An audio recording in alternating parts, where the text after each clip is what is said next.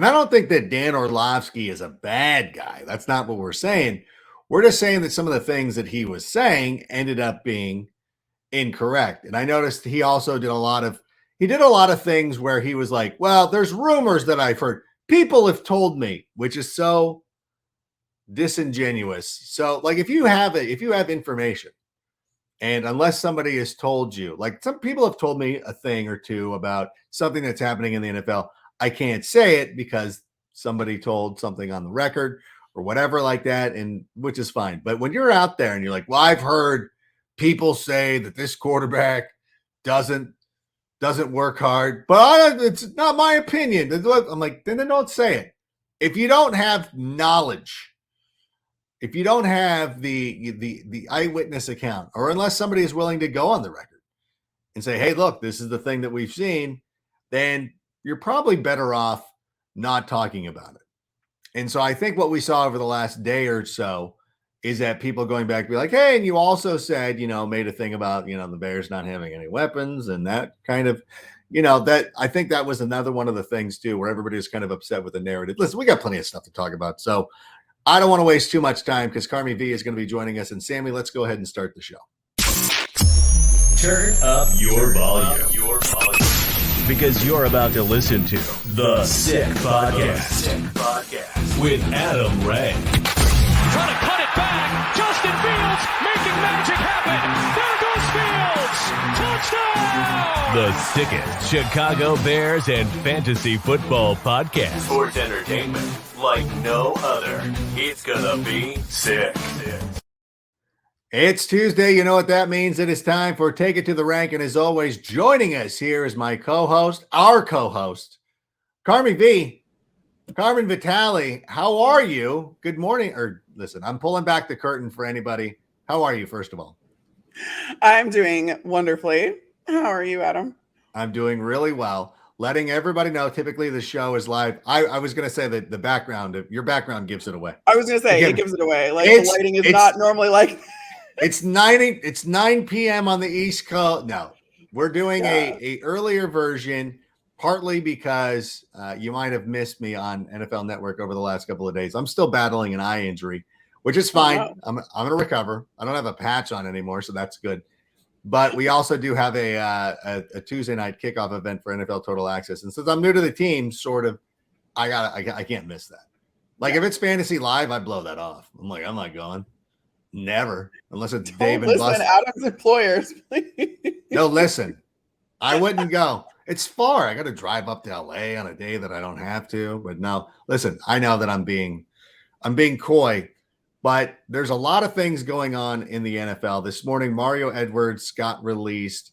Have there been anything that's happened so far that's kind of surprising? And I know that we're kind of running behind a little bit because you'll be like, dude, we saw this 8 hours ago. Right. But has there been anything that's kind of stood out to you? I mean, it just happened. It was the Chauncey Gardner-Johnson trade from the Saints to the Eagles. And I just think it's funny because I think that Philadelphia has really very much recognized that Dallas is hurting right now. And they're showing a little bit of weakness. They're vulnerable. And so Philly's like, bet, let's do this. We're going to load up. And they already have a really good roster. I said it on another podcast where I was like, I really think that this might be the Eagles division at this point. And now you've got reinforcements at safety. That DB group is going to be really, really good in Philly. And they're going to be contending with Cowboys receivers that don't have a lot of experience. It's funny. That was a huge move. And it's funny you say it's the Eagles division. So we had to turn in our predictions for the coming season. And my representative for the NFC, Philadelphia Eagles. Like the entire NFC, not just the NFC East. You know what's funny is I think, when I was sitting there, because obviously I do a predictions piece in June where we don't have a lot of information. The injuries haven't happened. I gave the Bears 9 or 10 wins, probably 10, knowing me. I'm now like, did I give them enough? No. But you look at the NFC and I'm like, God, the NFC is sort of garbagey. I have the Bears making the playoffs. Great adjective, garbagey. But I have the Bears and 49ers both making the playoffs, along with the Rams, the Buccaneers, don't worry, the Packers, and the Eagles And then I'm like, I don't feel comfortable putting the Cowboys in there anymore with everything that's going on with their offensive line. That's a huge loss for them. Like that is sure. and I don't know. That was everything starts up front, I feel like, with the offensive line, and like it's all predicated on if you can hold the pocket for Dak to throw, but then also you need to have someone for him to throw to, which he doesn't have, at least to start the season. We'll see if Michael Gallup comes back. And like the other thing too is like Michael Gallup, he could come back week 3 or 4, but is he going to be the Michael Gallup they need him to be right away? No. Like he's recovering from a major injury. So like it's going to take this Dallas offense. Maybe it'll be different, or the opposite of what happened last year, where like they started really hot and then they like fell off, and then maybe it'll happen where they'll, try and gel a little bit together, and then later on in the season they'll come through. But I mean, if you look at Philly, like they started off, not well. The offense was not productive. Sirianni changed literally everything. And then they made the wild card, and then they ran into the Bucs. But you're right. I mean, I have no problem with saying that Philly's going to win the division, and I would bet that they win a playoff game. I don't know if they go all the way to the Super Bowl. No, it's partly that the Rams, it's so hard for these teams to repeat. It's hard to get back to the Super Bowl. The Patriots were the only team that have been able to do that. I almost don't feel real comfortable with the Rams because they're celebrating, and maybe it's because I'm in Los Angeles and I'm closer to it. Their celebration just seemed excessive. Like really went, I don't know how that played in Chicago or in Florida, but out here it seemed excessive. Like Sean McVay was partying, it seemed like every weekend, doing whatever. His wedding had this Lombardi trophy. Like there was so many things going on that I feel really, I'm like, and I know that like we saw Tom Brady inebriated, allegedly, getting pulled off a boat, but that was the victory parade. Yeah, it was. The Rams victory parade went on for 4 months. I will say the Bucs got back to work really quickly, and that was kind of the big storyline. Like once they came back in for OTAs that year, it was very like that was the big thing that all of them were saying. Like that was last year. Like we've forgotten about it. Yada yada yada. And like to their credit, I didn't hear any of those stories or see any of those guys. Like Tampa's really small, so like I would see the guys out if they were out, and I didn't see them out. Essentially, I don't really. They actually. It's funny when I went to the Pro Bowl in January, when I was still with the Buccaneers, I was, I had friends in Vegas, all of us team reporters too, were like together. So we had fun and we were going out. And honestly, like all of the Bucs players didn't really go out. They all had like their families out there. It was like chill. I think Antoine Winfield Jr. and Devin White like spent most of their time in their hotel room, like playing video games. In contrast though, when I going out, I saw like multiple other teams out, like maybe the entire 49ers starting roster, but it was just funny like to see like all of these guys, and like they should let loose, they should have fun. Pro Bowl, it's not whatever, like I think that's great, but it's just funny like the Bucs are a really low-key team, and they didn't have that after you saw that after the championship too. They like went right back to work. So I haven't seen the Rams. I haven't paid close attention to like what their extracurricular activities have been since they've won. So I'll take it's been mostly Sean, which is the most hilarious thing. That is funny. I will give the 49ers a little bit of a break because they were coming off losing in the NFC Championship game. So they're like, let's just go party. Let's go. And Kittle's with them. So you're like, all right. And this is the last time we'll be partying with Jimmy Garoppolo. So that's fair. And although not really, because he's still on the roster. They restructured his deal, no trade clause. That was the weirdest thing to me. I was like, why would you build in a no trade clause in that? Like, I would think that his value would go up and you could actually get something for him later in the season. Like, what? I was so confused. You know what? The 49ers will be the Bears' first opponent in week 1. Will be the opponent in week 1. I think it's important to talk about because I want to hit on that for a second, because this weekend I was at a sports card convention doing a feature for NFL Plus, which, by the way, subscribe and all that stuff, just so my employers can be like, hey, Rank does plug our product. And by the way, sign up for NFL Fantasy. Okay, my obligation is done. I'm walking around and trading cards obviously are a lot like the stock market. It's a lot like fantasy. I'm like, who are the hot names? And it was Justin Herbert. And not just because they're in Los Angeles, but they're like, everybody wants Justin Herbert cards. And they also want Trey Lance cards. And I'm like, son of a bee. And this was Sunday. So this was after Justin Fields went out there and crushed. So my daughter and I walked around and bought all these Justin Fields cards. I don't know. Like, I don't want to get too much hyped up. Like, I don't want to overinflate our guys who are doing well in training camp and preseason. And I don't want to bury guys who are not doing well. But you cannot watch Trey Lance and be like, this guy's definitely better than Justin Fields. It's crazy. Is that a real, like, I don't know. I just feel like, is that a real argument? Although, to be fair, I mean, the Shanahan offense is going to do a lot of favors for Trey Lance. So, Right. like, it's going to make him look really good. And that's something that Mike Shanahan's really, really good at. So, or Mike Shanahan. Yeah. Wow, I just went real far back. It's okay. It's still the creator of the offense. Correct. And it's going to make Trey Lance look really good. And I think it's going to hide some of his deficiencies and all of that kind of stuff, because that's what you like. It's flexible enough within the scheme to do so. But I don't know that you can at all look at those two quarterbacks in a vacuum and say that Trey Lance, like, Justin Fields' athletic ability is insane. Like, Yeah. Trey Lance has some of that for sure, and he's good. Like, he can move around the pocket. He's like, he gets outside, all of that kind of stuff. But I just don't see how you can look at those two guys like as objectively as possible outside of their scheme. And is that a real? Do people say that? Do people say Trey Lance is going to be better than Justin Fields? Listen, the sports card community obviously thinks so, even though I was trying to spread the gospel. But I still think that people, when you go and you search on Twitter, and I think the Bears are an easy target, where Justin Fields plays well in a preseason game, and everybody's like, yeah, whatever.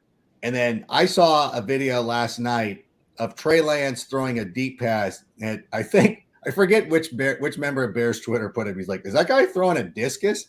Like, how does a ball spin that way? And I'm like, that does look like some dude from SAE out there in the intramural field trying to throw a deep pass. And it's baffling to me. And so let me use that as a launch pad to ask you, where were you over the weekend when you saw Justin Fields become the greatest quarterback in the NFL? I was at a bar in Chicago. So, like, literally the only place I would want to be, like, bunch of TVs. Were people paying attention, or was it one of these things like being in Los Angeles where you had to beg people to put on a game? No, we were on like an outdoor patio. There were TVs that lined the whole thing. Every TV was on the Bears game, and everybody was paying attention. I certainly was. And yeah, I mean, like, the first drive I was like, oh God, very obvious offensive line. Wasn't great. Right. I was like, all right, Justin's running for his life again. This is like the same of what we've seen. Don't love this. Very discouraged. Maybe was a little trigger happy on Twitter to be like, yeah, but very concerning. But I was quickly like, my tweets didn't age well, because then the following three drives were fantastic, and you saw different things from Justin Fields. Like the first one, Ryan Griffin, where he thread the needle like right into like the end zone. I mean, that was a beautiful pass. And then, like, I mean, he's making things happen off the boot, on the run. And like, he has that, I dare say, Mahomes' ability to like cross his body. And like, just because he's out of the pocket doesn't mean that any part of the field isn't available to him anymore. Like, he's very, very good at that. And he has the arm strength that's insane. And he's very accurate, even on the run. So to see that, and then to also see that, like, it made me feel better about the whole wide receiver situation, because two of those touchdowns went to tight ends. Yeah. And so I'm like, these guys are going to be a big factor in this offense, and I trust them. Like, Ryan Griffin had a really good camp, and I mean, I don't really know. I was used to another Ryan Griffin in Bucksland as one of the backup quarterbacks. Oh yeah, but I was like, wait a minute. Yeah, most people probably don't. No, that's crazy, because I love and anytime Clay Harbor comes on, I always talk about how much I love O'Shaughnessy and Ryan Griffin, and it all stems from the That Helps No One segment that we do on Fantasy Live. I know these guys are legit. So it's crazy. So I was like, wait, what other Ryan? I'm like, did Ryan play? Okay, I'm sorry. Yeah, I interrupted. I'm sorry. That's fine. No, I like that was really encouraging to me, and it made me feel better about the fact that like he's going to have legitimate receivers that he has chemistry with clearly that aren't actual wideouts. They're tight ends, and then he's going to be able to like David Montgomery and Khalil Herbert are very good at catching passes out of the backfield. Like you're going to have options at all levels of the field. And that's exciting. And we can see that Justin is reading all of that and he's getting through his progressions, going from like, that middle out type thing. And he's doing really well. And I was very encouraged by those 3 drives. No, 100%. And it was, thankfully for me, it was when my eye was at its worst and I couldn't look at a phone screen because I was starting to get upset with that first drive as well. But then obviously it worked out as it did. As somebody who worked for a team, what kind of evaluation goes in to something like that? Because obviously the fans were excited.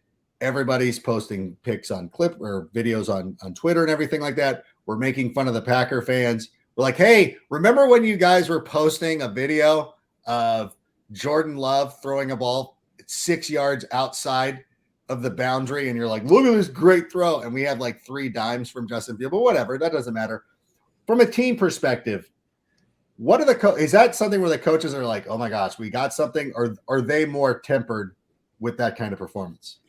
I mean, I think they're a little bit more tempered because they know the capabilities of these guys. Usually, like they see it every day in practice. They see it every day in the film room. They see like they're looking for reinforcement or for like confirmation is probably the right word that this is all being internalized. And especially when you're switching systems and all this stuff, like we're still seeing a very dumbed down vanilla version of what this Bears offense is going to be because that's how it is in the preseason in general. You're not overloading these guys.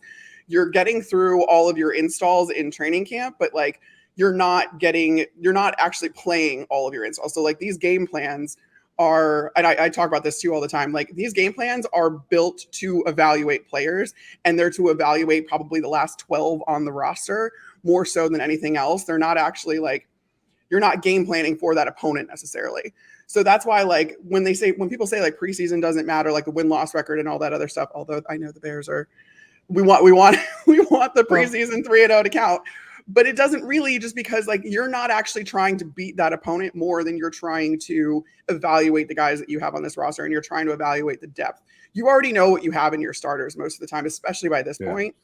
And so you're just looking for confirmation that they're getting through the things and they're internalizing the things that you need them to internalize to go into the season with a foundation, because that is just confirming you have all the installs ready to go. Because then once you start game planning for the season and for actual opponents, like you're going to pick out of that playbook this play and this play and this play, and you're going to curate this game plan every single week that's going to draw from all of these principles and all of these things that you taught in the preseason. So that's what preseason is, just to lay the foundation, and it's purely like really looking inward. It's not like, the Bears are going out trying to beat the Cleveland Browns in their current state, because the Cleveland Browns aren't even in their current state. No team is.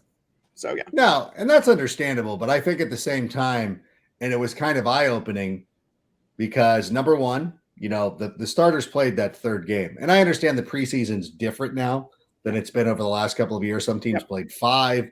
Everybody played 4. Now it's 3. And with an extra bye week, it would have seemed off-putting if Justin Fields and the first team offense didn't get an opportunity to go out there. So number one, with Matt Eberflus, I applaud him for taking advantage of the situation and going out there and doing it. But it is also one of those things too. It's like, okay, we can finally see it. Like we're seeing tangible evidence, even though we see it in practice all the time. And it might not, Myles Garrett might not be playing, but still, like there's NFL players out there. Yeah. And there's NFL players trying to make a roster out there. And they went out there and executed and looked pretty good. And now when your evaluation is like, well, of course anybody can throw it to wide open people, you're like, okay, first of all, you missed the throw to the Family Guy, Ryan Griffin. Right. And then it's like, I'm sorry that we're scheming our players open. Is that not like we tried the Matt Nagy? We tried the Matt Nagy not letting our guys get open version of this offense, and it didn't work. So I think I don't know. Again, I don't want to get too excited, It happened to me during the baseball season when the Angels got out to a hot start, but you got to look at that and be like, yeah, this is impressive. I'm not necessarily going after Lewis Riddick and Dan, although I did mention Dan off the top. But I'm not victory lapping yet, but you can still be like, yeah, we're looking pretty good. Like, we're looking, they're looking good. They look like they have a firm grasp on the system. And then also, I mean, getting your starters work in the last preseason game, especially like with that built-in bye week, like you don't want them going into the season not having played football in 2 to 3 weeks. Like, yes, you don't want that. So like you want to get them some, but again, it's confirmation of the concepts that you have installed that's part of your system. And you're seeing, like, you saw all of the things out of Justin Fields that you needed to. He can get through his progressions. He can go off script. He can get outside the pocket and throw across his body. Like, you saw all of those things that you needed to see. And that is allowed to be encouraging. No matter if he's going against second team defenders or whoever, it's still in a game action. And it's still, like in a game, it's as close to a game simulation as you can get from the regular season. Absolutely. And it's funny too, because on Instagram the other day, I was like, hey, listen, the Bears are going to be competitive this year. They are. And people are being dismissive, like, oh, they're be competitive. I'm like, I'm sorry. You all have been telling me through the entirety of the offseason that this was going to be the worst team in the NFL. There was nothing about it that looks like this is the worst team in the NFL. And if you want to sit there and be like, oh, the Lions went 4-0 when they went in, I'm like, you know what? None of that matters, because as you said, those second halves get squirrely. Like that's where the everything comes apart. Like you have these guys who aren't going to be on the roster. Things happen. Like it's the way it goes, and it's like that's why it's insane to bet on preseason games. So it's just like I don't know. It feels like everybody wants to dampen our enthusiasm. But by the way, if you're watching on YouTube or Facebook, comment sick. If you're listening on audio, please leave a 5-star rating. And write sick, or stick. It's stick, but sick's probably better. By the way, the Draft Network Daily Pod, don't be afraid to listen to that, download as well. And by the way, if you're in the Chicagoland area, AM 1530 WCKG is the Chicago home of the Sick Podcast. That's right. Every Friday, 2 p.m. Central, the Sick Podcast is on, followed immediately by Olin Kreutz and Jason McKee, the No Name Pod. It is a cover to a Bears coverage like no other.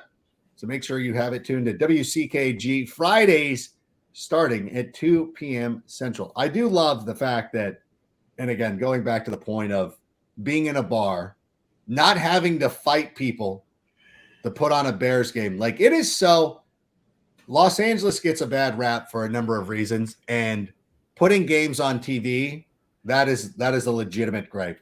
Like there is no team outside of the Lakers during the Kobe, I mean, probably during Showtime as well. But during the Kobe era, every TV had every Lakers game on. People locked in, watching it. No other team out here causes that. No other team. And people will be like, what about the Dodgers? Nope, not even close. Not even, no. The Rams, no.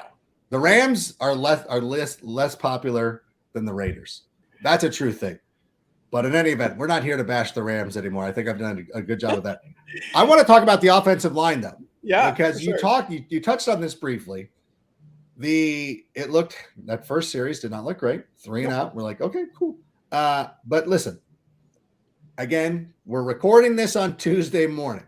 So if Tevin Jenkins is somehow traded and we look like idiots, I apologize. And I might make Sammy go and cut this part out.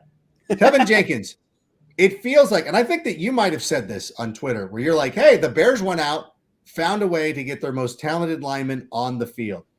What do you think? And I know Ian Rappaport came out and said that there's a possibility the Bears are trying to trade him. What do you think? What do you make of the Tevin Jenkins situation right now? Yeah, I mean, I think that you kind of have found a home for him and that he's done well. Like every outing we've seen of him at that right guard spot has been encouraging. And it seems like he could slot in there. And I mean, that's the starting 5. What we saw in that last game looks pretty solidified. And yet you still have the veterans that you brought in this preseason in Riley Reif and Michael Schofield, not even on the field. So you have that depth and you have the guard depth, and especially with Schofield. So like, I think that they'll be fine either way, but I think that like, if you think that Tevin Jenkins is a good guard in this league and should be guard, like there is no reason to let go of him. Right. And if he can develop in that spot and stay in that spot, I mean, would he benefit from a change of scenery? I don't know, maybe, but like he kind of already got it with the new coaching staff coming in and stuff like that. So like they're trying to figure out what to do with him. He's got a very O-line friendly front office that's going to do the best they can and going to figure out the best starting five for this roster. And I think that we've seen it this last like week and a half to 2 weeks has been kind of the same guys, which I mean, I was even a little surprised by because I really did think that Riley Reiff was going to end up. He's a natural left tackle, and I get that he's aging and maybe like you don't want to put that up, but like usually I would put a veteran guy at left tackle as I let like the rookie come along. But Braxton Jones has really held his own too on that side. And granted, you have the benefit of Cody Whitehair right there too. And so it's like I was just encouraged by all of that essentially because now you're talking. Not only do you have your starting five, but you probably have some depth. And Tevin Jenkins is part of that. So I would keep him. I would keep him. I would too. Who am I? I know. This could end up blowing up in our faces. Yeah, this is right. We could end up looking foolish. One of the takeaways that I have from that too is that sometimes, even though these guys project at right tackle or whatever, I remember I'm old enough to remember when Larry Allen first started out in the NFL. Now he came from small Sonoma State. The Cowboys had Eric Williams at right tackle. Was it right or left tackle? I think it was right tackle. And then they put Larry Allen at guard, and then he eventually kicked out to the tackle. And then he ended up having a Hall of Fame career. So I look at this as a great way to get this guy on the field. Whether he projects over the entirety of his career at guard or eventually kicks out the tackle, I think, listen, having good interior alignment is always going to help. And if this guy can play, and it looks like he can, he's been a mauler too. Like he's a mean person when he's on the field. Like we look at him and we're like, gosh, like he will maul people. He does look like the most talented guy. So I'm like, I love having him out there. And I hope that, I've taken a liking to him ever since he was drafted by the team. So I really hope that he works out and I hope he sticks. And I hope it's just something that, a lot of times, not to, put Ian or anybody under pressure or whatever, but sometimes like agents want something out there or, people use these reporters as a way to like test the waters. I don't know. Perhaps the Bears are trying to get a first round pick from the Cowboys, something like that. We don't know. Hopefully though, because we're selfish and we want good linemen on this team, because it feels like, again, looking at the two guys, as you said, Schofield and Reiff, like we don't even need you, but your backups. And you think about all the injuries that we've had over the years. You're like, well, it's going to be nice that if something happens, and something inevitably will. We saw it with Lucas Patrick this offseason. Like they're going to have to play. And when your option is Michael Schofield or it's Riley Reiff, you're like, well, I feel a lot better than going out and trying to coerce a 40-year-old guy to come off the streets to play a very valuable position. And so let me ask you, Braxton Jones, it feels like we were always like going through like, well, okay, well, they're just trying Braxton Jones out, but ultimately he's not going to play. Like, I think it's time that we have to take him seriously. Yes? I that was exactly kind of like the realization I had in this last game where I was like, oh, this is a thing. Like, we're not going to end up slotting Riley Reiff in at left tackle. Like, Braxton Jones is going to be the starting left tackle for this Bears team. And again, I think it's helped by like Lucas Patrick too coming back is going to further solidify the line. And I think it's going to make everything, from the center out a lot easier on people. But I do think that Braxton Jones, it's tough for me to be like, okay, we're going to slot in a 5th round rookie to be the blindside protector of someone like Justin Fields, who is still developing, who still might hold the ball a little bit longer than he should, like all of that kind of stuff. You're going to trust a guy that, it doesn't have the NFL experience yet, but they clearly have seen enough from him. And that's probably why I was so hesitant to be like, they're not actually like, he's going to be the backup left tackle, right? Like, right. They're going to put Riley Reiff in there. That's his natural position. Like, you're going to do that. And then, I even went through that even with Larry Borum, where I was like, oh, okay, maybe they put Riley Reiff at right tackle. Although like I said, I've gone through that where I think that he should be at left. Right. But, no, yes, left. I was agreeing. Yes, I get it. Correct. Right. Correct. But yeah, I mean, now with this game, I was like, oh gosh, okay, this is happening, and they have enough faith in him, and if they do, then that's awesome. I just hope it's not like, this is the cynic in me. I hope it's not, hey, we drafted this guy, so we want to be right, so we're gonna force it. You know what I mean? Yeah. Like, I hope that that's not factoring into this, and it inevitably, I feel like, kind of does with anyone, because Right. you don't get into those jobs thinking that like you're not the best evaluator that you like that you could be, or like that you're better than the last regime. Like, you're like, we were brought in for a reason. My evaluation is better. You have to have that kind of ego if you're going to be in these positions of general manager, head coach, all that kind of stuff. So like, I just want to make sure that this is truly the best player and the best situation, because there's so much at stake with Justin.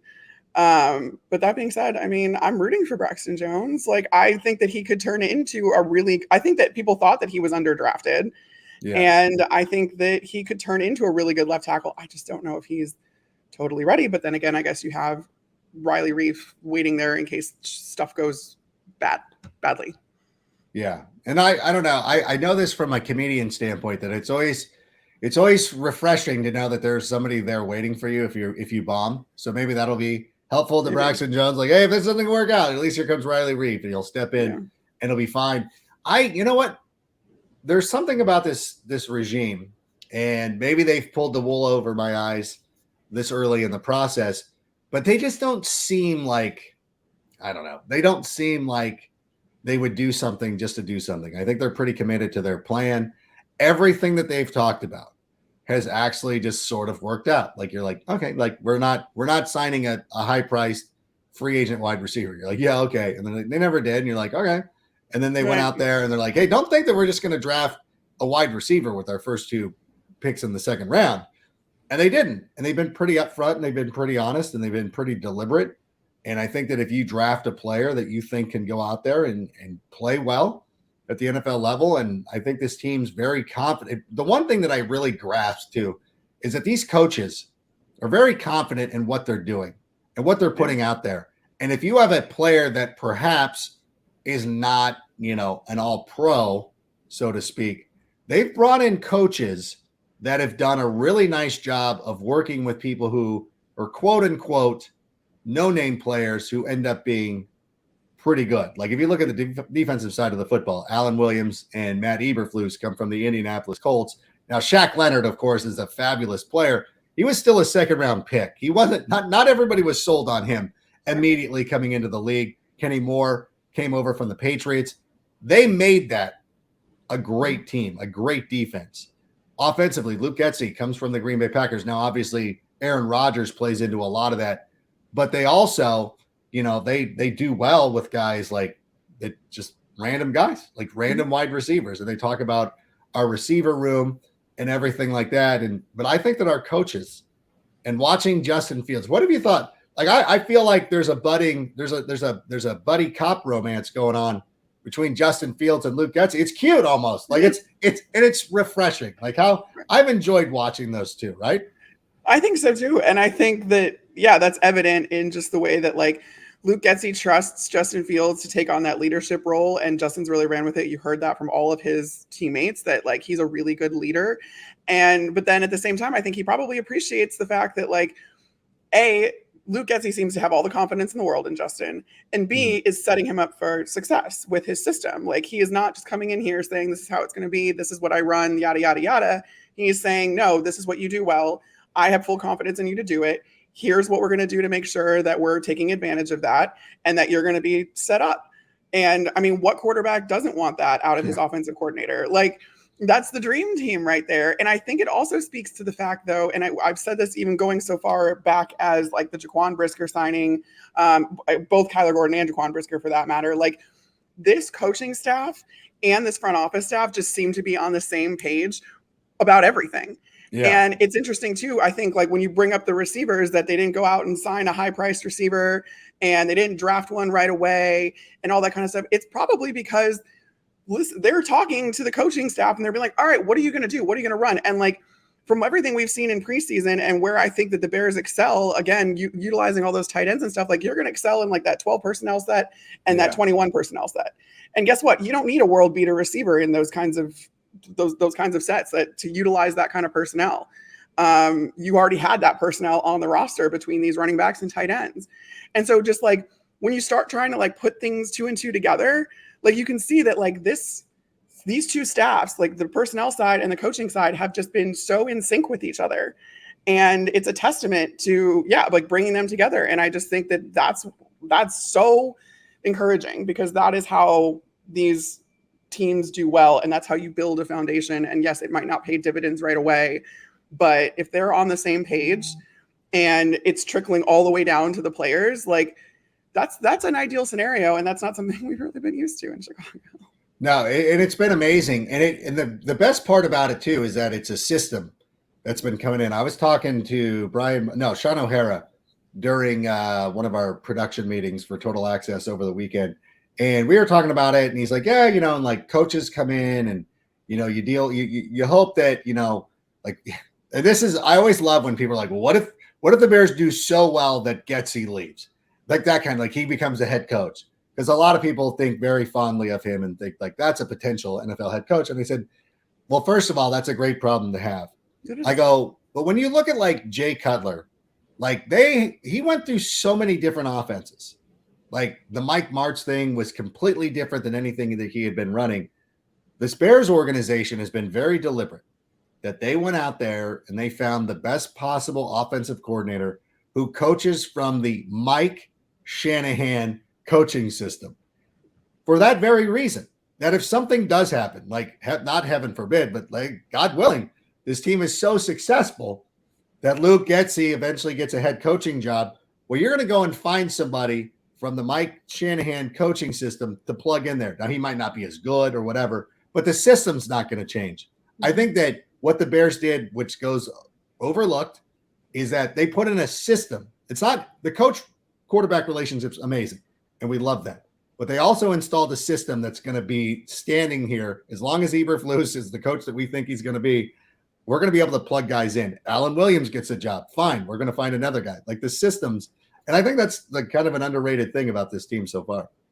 Yeah, it'll be interesting to see if that rings true. And I think the silver lining to maybe the Bears not being super great this year is that it's certainly possible still when you don't go to the playoffs and you see how Getsy's like turned this team around, that he could end up getting a head coaching job.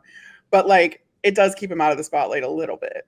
Yeah. Yeah, totally. No. So he might stick around for a couple of years, and then, in a couple of years, you're going to see this Bears team be really good, and it's going to be based on this foundation. And that's when it kind of clicks with people like, oh, Luke Getsy was very instrumental in that. And again, I just like this shift in general to these coaches that tailor their systems to their personnel also, and have overarching systems that do all these that have their core concepts, but then are flexible. Like that is the way that the NFL is trending with coaching. And I love it because that's what you have to do to be successful. Like it has to be a give and take. You can't just force guys into your system. I got to see that in Tampa with Todd Bowles on defense, especially. Like he switched the team from a 4-3 to a 3-4, but he did it at a gradual pace, and he has a hybrid system. It's really a 5-2, but they the way that he did it was gradual based on his personnel, and he tailored it using the core concepts that he has instilled in every system. But he his binder was this big every offseason of things that he was changing. So I think that seeing that out of these younger coaches is awesome. And I'm really glad, because it's going to really set these players up, and it's going to provide, like you said, a good foundation for years to come. No, and I agree with that. And it was always funny too, because that's again, going back to what happened on Saturday. It's that's why it was so great to see Justin play so well, because even when Matt Nagy we never saw it in preseason. We never saw a game. I can't remember one where Mitch Trubisky was up there. He was, because they never let him play, and where he was schemed up so well, you're like, oh, I feel great about the regular season. You always waited for week one. Now we've gotten the preview. We saw the trailer, and now we're ready to go see the movie. And so that is one of the things that's the most exciting for me. So I love everything that's been going on with this coaching staff and this organization.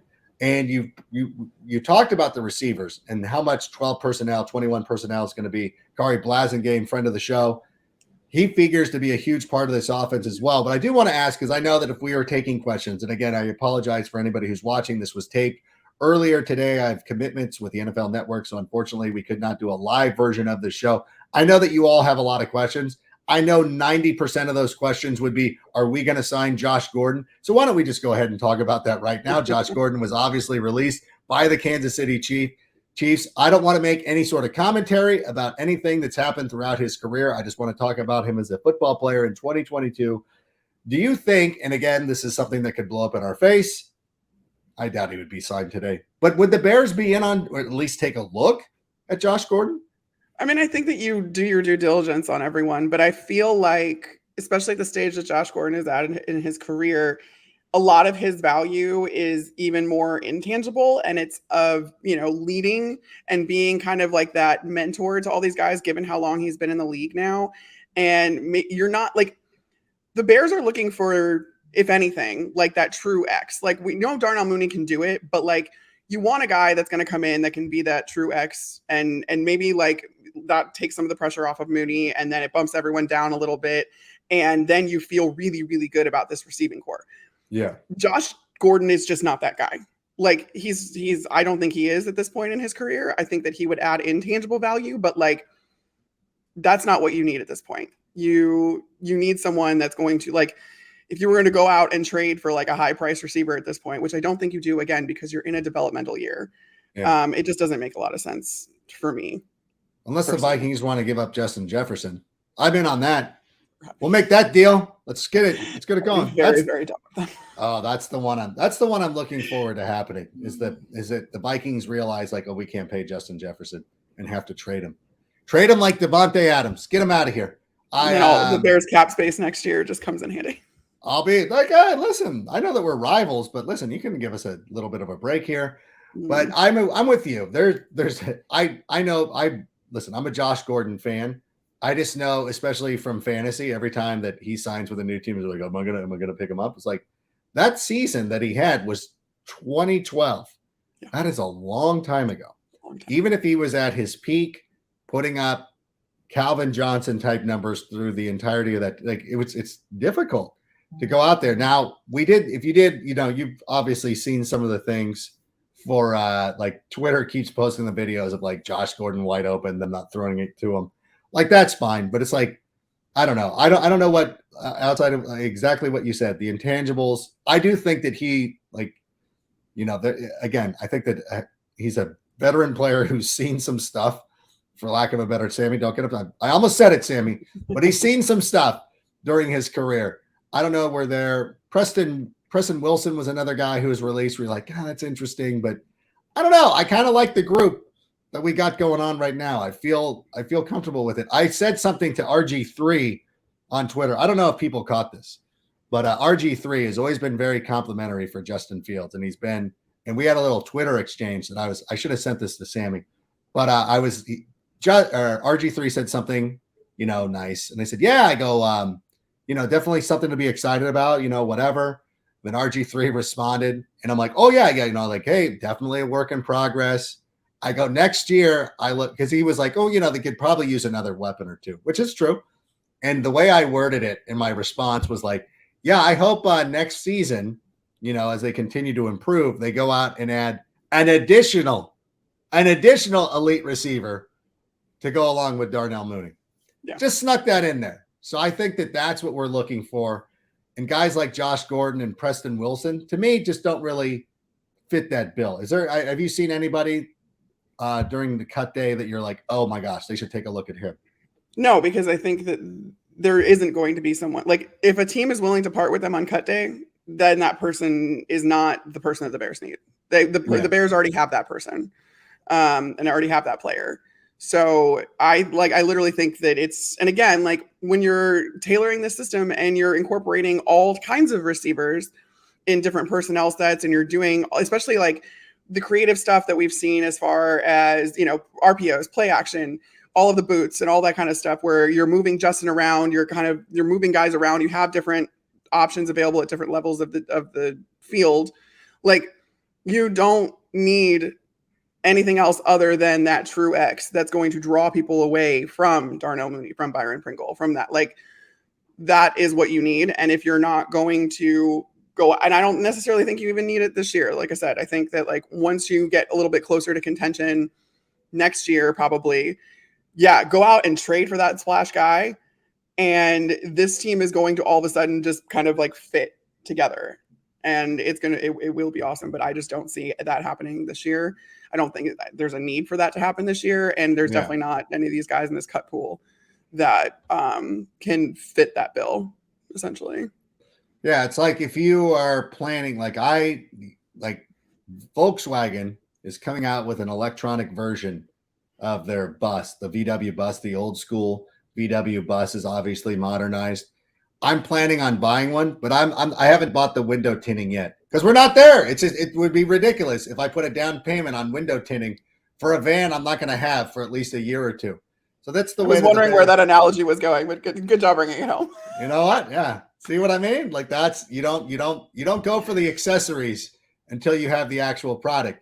This year, I think it's going to be about running the football. I thought David Montgomery, we love Khalil Herbert, and I think Khalil Herbert is a great player or a good player. But I listen, my guy David Montgomery is a different human being, and just seeing him out there, you're like, oh, this is night and day. This is one of the things I actually thought that Matt Nagy did okay with, was that when Khalil Herbert had a couple of nice plays, a couple of nice games, when Montgomery came back, there was no timeshare. There was no like, oh, they're going to split because he played so well. I was like, oh, no, David Montgomery is our best player. Now, did Matt Nagy take advantage of it? No, but he at least had the wherewithal to know who the best running back was. So I got to give him credit. I don't want to keep dragging Matt Nagy. I don't think you know what? Here's the thing, as I close the book on Matt Nagy, is that his next coaching gig, which he will get, is to hire an offensive coordinator. Like, you're good. Like, you're a good, personable guy. Like, you seem fun. Yeah, it's overwhelming to be a head coach. And I think that you could have benefited by having, if you would have hired and also, I mean, you had Vic Fangio, but if you had had a Vic Fangio type person on the offensive side of the football, that probably would have helped out an awful lot. But listen, we're here where we are right now, and I think things are going in a good direction. Love David Montgomery. Love the tight end. So we talked enough about the offense. I do want to say this, and I don't think this gets brought up enough. Now, again, for NFL Network, I went out there, had to put it in my predictions. Eagles are going to the Super Bowl. I have the Bears making the playoffs. We had to pick Defensive Rookie of the Year. So, of course, I put Jaquan Brisker because I'm going to. I got to be honest with you. Yeah. What I've been seeing out of Kyler Gordon, I think has gone kind of under the radar. He has looked nationally, fantastic. Sure. He is not, nationally, absolutely. He has looked fantastic. Have you been impressed with Kyler Gordon? Yeah, and I mean, I think I talked about it before too. Like, the shift to the nickel spot for Kyler Gordon, like that can't go under the radar. Like, that is so hard to do, especially when you're being brought in. You're supposed to ease in on the outside, which it sounds a little counterintuitive because you can't be left on an island on the outside. But the nickel spot is so much more. You have to react so much quicker. You have to process things so much faster. You have to process more things in general. Because you're not on that island, you have to know exactly what everyone behind you, around you, the entire defense is doing when you're in that nickel spot. It's super physical because you're covering those underneath routes. You're going after tight ends sometimes. You're going after all these these bigger receivers or even the slot receivers too. It's such a for them to bring him on as a rookie and be like, all right, we're going to put you on the outside, but then all of a sudden recognize no, he's ready for this. That speaks volumes to who this kid is. And it's so unbelievably encouraging, especially when you didn't necessarily have a guy that you were comfortable slotting in at that nickel spot. And the fact that he won that job outright so quickly is awesome. And it gives you so much more flexibility on the outside. And just in general, with your DBs, and that's kind of Matt Eberflus kind of came from, he coached linebackers, he coached defensive backs. He has those back couple of levels of experience in becoming a defensive coordinator and then eventually head coach. But his systems are built around that back level. And so it's going to be very like I'm between that, and then you have Jaquan Brisker, who is allowing Eddie Jackson to play freer and that safety role. Like it's just all pieced together really well on that back end. And I think that Kyler Gordon was a huge part in that, just given the fact that they can now trust him at that nickel spot, which opens up things for guys on the outside. And that's the position Kenny Moore played for the Indianapolis Colts, which shows you the importance in this Matt Eberflus offense. So we love to see that. So I feel bad that I have not been giving enough credit and deference and respect to Kyler Gordon. Although my daughter was walking around that card show this weekend wearing a Jay Cutler jersey, and people had asked me, she's got long hair. They're like, "Oh, is that a Cutler jersey?" I'm like, "No, it's Kyler Gordon," just to see. Somebody's like, "Really?" I'm like, "No, it's a Cutler jersey." But I couldn't have gotten one that quickly. I did promise to purchase a Jaquan Brisker one for the kids. I'll probably get a 6 and a 9, like whatever, let these kids. One kid gets the Brisker, one kid gets the Kyler Gordon. But love seeing what we've got. Now, I did want to. I know again. I'm sure. Actually, again, I'm sure that all the questions today would have been about Josh Gordon, and we put that to bed. The 49er game. Yeah. Now, again, I don't know what the odds mean or anything like that. I'm not a handicapper. If I'm not mistaken, I was looking because I'm doing game. We had to turn in our game picks for the coming week. Like they're like, "Hey, you got to get these in early because they do big views or anything like that." So I was looking, and I'm trying. Maybe I closed the page out because I got scared of having a gambling website up. Even though we do reads for gambling companies at the NFL Network, want to make sure. If I'm not mistaken, like the 49ers are like huge favorites. 6.5 points. I saw it. 6.5 point favorites. I saw it at 7. Like what is and you're looking, and I see the other lines, like the Falcons, Saints, and some of these other teams, Denver, Seattle. I think that the Bears might have the biggest line. I'm like, what the hell is happening? Because a lot of times these lines are there to entice people to bet. And you would figure like Chicago fans would bet that line down, whatever that means. I don't know what any of that means. I'm shocked. I'm shocked that even now, after what's happened with what we've seen, how are the Bears still this overlooked? I mean, it's more honestly, I'm like, is this more the Bears going overlooked, or is this more like, I don't know, overinflation of the confidence people have in Trey Lance and the 49ers because they're not that far, like they're, a playoff team, and they, I don't know. I don't know the answer to that because I just don't know what people have more confidence in, that the Bears are bad or that the 49ers are going to be good. And I don't think both of those are ludicrous. Like, I don't like either of those things. Let's be clear. But I don't know how you bet on a rookie quarterback on the road. Yeah. Coming in, not rookie. He's not a rookie, but like first year guy. Yeah. First year quarterback. Coming in on the road against, again, a team like where the biggest question marks about the Bears is not on defense. It's on offense. So you're going to have this first year quarterback going against a pretty decent defense. We just talked about how good their secondary is. And it's not like Trey Lance is known for his accuracy. So I feel like there's going to be, and the way that but I guess betting lines are probably not that nuanced, and no one's really taking that into account, I suppose. On a national level, but the fact that Eberflus's defense is they place an emphasis on swarming to the ball, making plays on the ball, emphasizing turnovers, and now you've got a guy coming in that could potentially be kind of turnover prone, and it's his first start as the new guy. I don't know. I feel like there's a lot of pressure on Trey Lance, and there's so much. There are so many people who just assume that he's going to be this quarterback that rocks the world, but you don't give Jimmy Garoppolo a no trade clause unless you're concerned about your quarterback. And the 49ers are coming off an NFC Championship game appearance. They were very close to making it to the Super Bowl as well. I think that people kind of forget that in the whole swell of trying to get Trey Lance installed as the starting quarterback for that team.